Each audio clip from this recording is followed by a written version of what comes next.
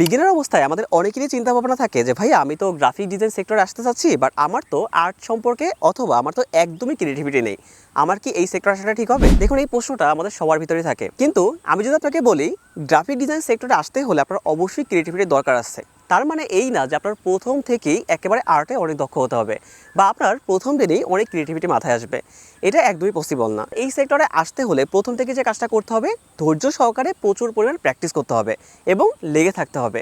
কারণ ডিজাইন সেক্টরে যারা আসে তারা ম্যাক্সিমামই সবাই ঝরে যায়, কারণ তারা প্রপার প্র্যাকটিসটা করে না এবং ধৈর্য সহকারে লেগে থাকতে পারে না।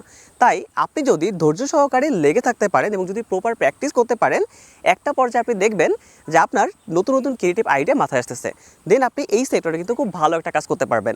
তাই আমি আপনাকে বলবো যে আর্টে আপনার অনেক এক্সপার্টিস কোনো দরকার নেই এবং আপনার প্রথম অবস্থায় একেবারে ক্রিয়েটিভিটি আসারও দরকার নেই।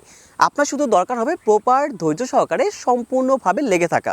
যদি আপনি এটা করতে পারেন, অবশ্যই কিন্তু আপনি এই সেক্টরে স্বাগতম এবং আপনি অবশ্যই এই সেক্টরে খুব ভালো একটা কিছু করতে পারবেন। তাই কোনো কিছু না ভেবে শুধুমাত্র লেগে থাকুন।